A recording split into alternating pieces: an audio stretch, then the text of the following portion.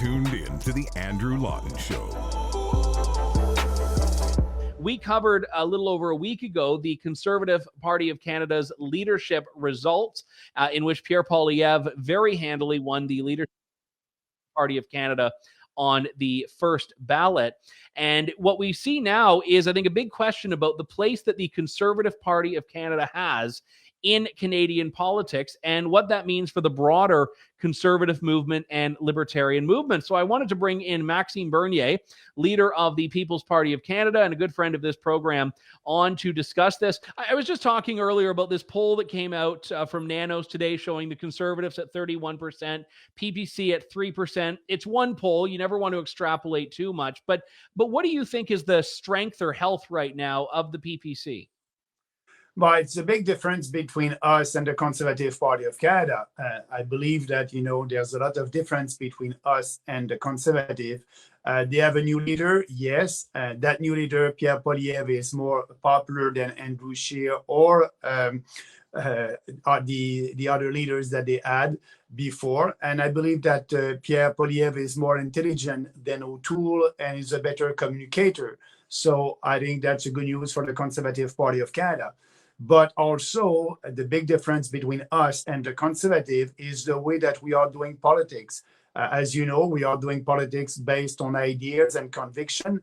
And, it's not because something is not popular or politically correct that we won't speak about it. We will speak about the values that we believe are very important for the future of this country. And the Conservative and Poilievre are doing politics based on survey and polling. And Poilievre was very popular during the last leadership contest because he spoke like a conservative. Actually, O'Toole did that also. And he said, I'm the true blue. And Poilievre, you need actually to speak like a conservative during a conservative contest.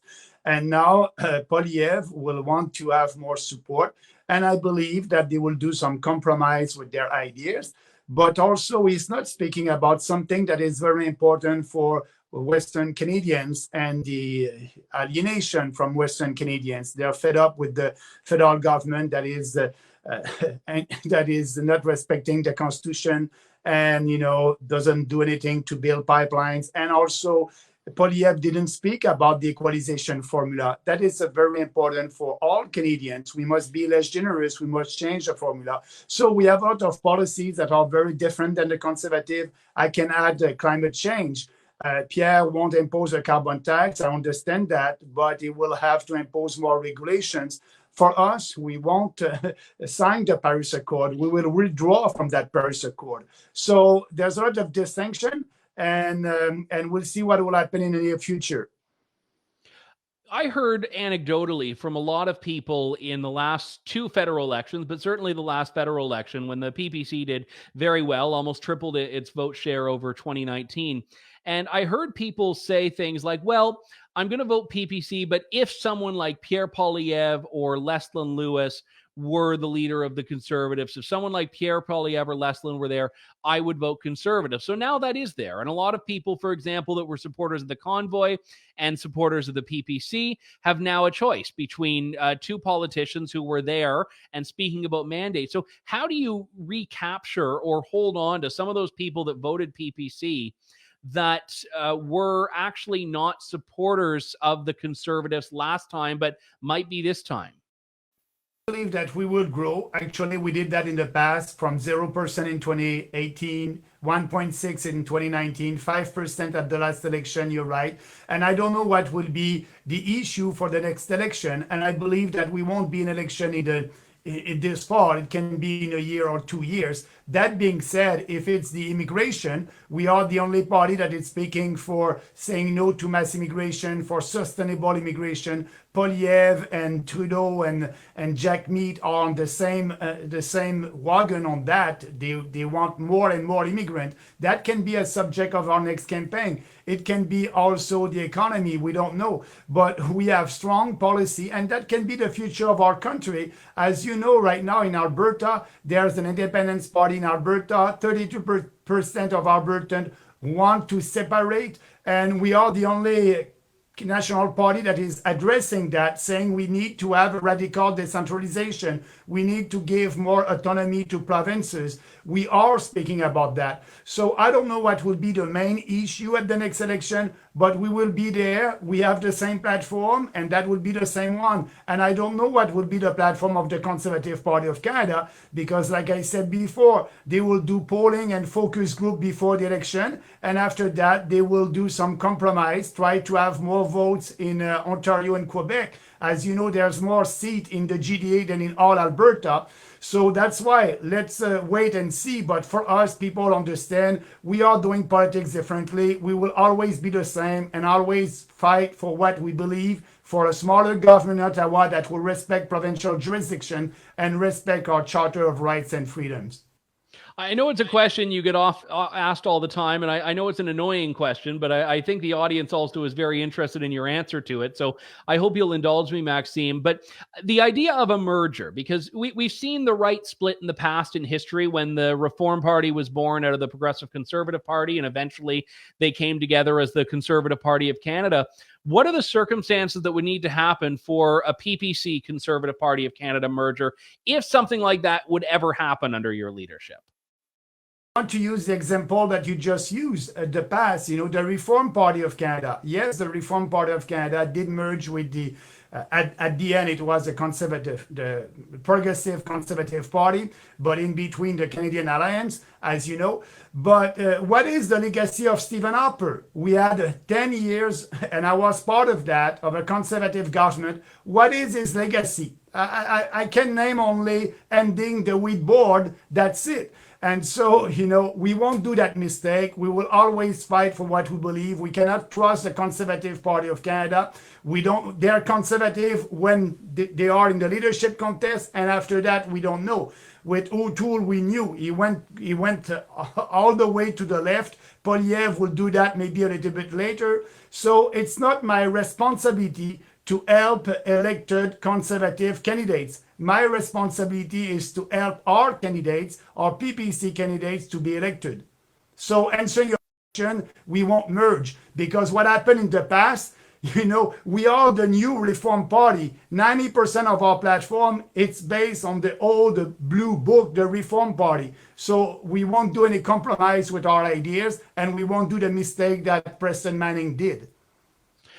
One thing that I would ask you about the PPC, and I know that you have a lot of things in your platform that touch on a number of issues, from Indigenous issues to ending supply management and so on. But last time, overwhelmingly, when I went to your rallies and I covered you on an Alberta tour, and when I interviewed you, the biggest topic was vaccine mandates and vaccine passports. And this was an issue that no one else in Canadian politics was speaking up on. It was only the PPC, and I commend you for that, Maxime.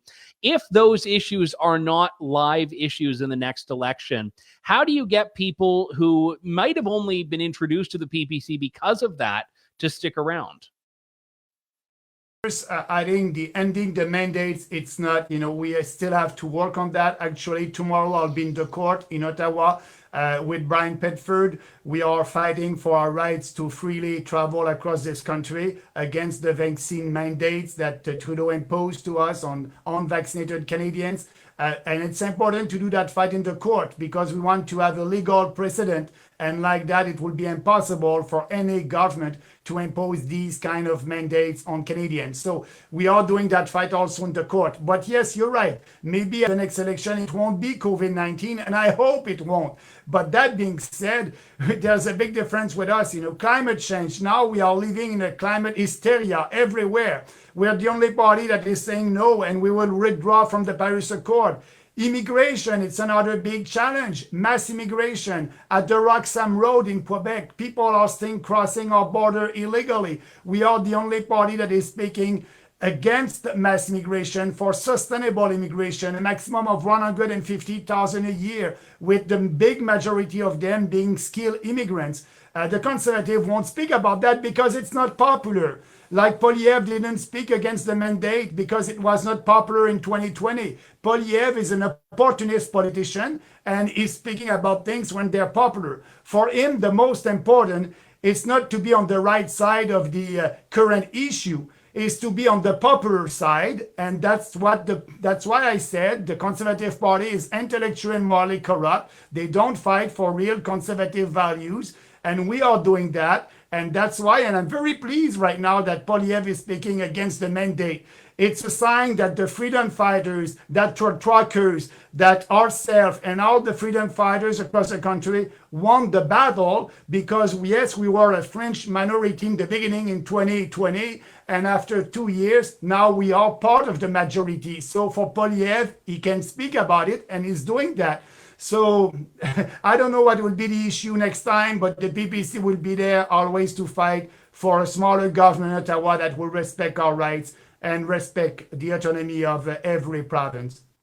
Just before I let you go, Maxime, I wanted to ask you about this little victory you had in Saskatchewan this week. Now, oftentimes it's hard to affect change directly when you're not in Parliament, but you and your one of your lieutenants in Western Canada, Kelly Lawrence, had posted this on Twitter, and it did very well, that the Saskatchewan Public Health line, I think it's like 511 or 811 or something, had on its main menu, you know, press 1 if you want to speak to a nurse, press 2. Number 5 was if you want help with assisted death, you press 5. And this is the number that people were dialing if they had a mental health crisis as well. And in your advocacy on this, they've actually removed this now.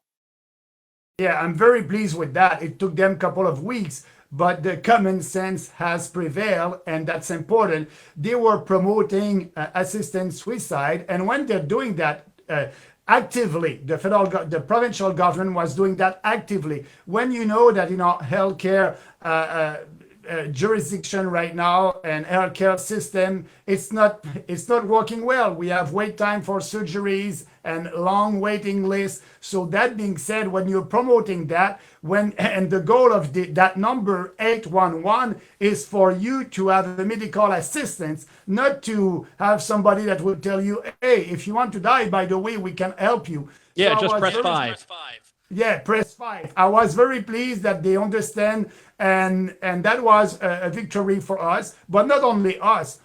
Common sense people, Canadians, that called the minister and said, hey, you must stop that. I voted for that legislation, euthanasia, when I was a member of parliament, but now we need to change that legislation because it must be more restrictive. Now they're promoting that, and it's not only at the end of the life when it was supposed to be, when you have an extreme medical situation. And I think that we must review that legislation to have put more restrictions on the use of that option for Canadians. Maxime Bernier, leader of the People's Party of Canada. Always good to talk to you, Maxime. Thanks for coming on today. Thank you, Andrew. Have a nice day. Bye-bye. Thanks for listening to The Andrew Lawton Show. Support the program by donating to True North at www.tnc.news.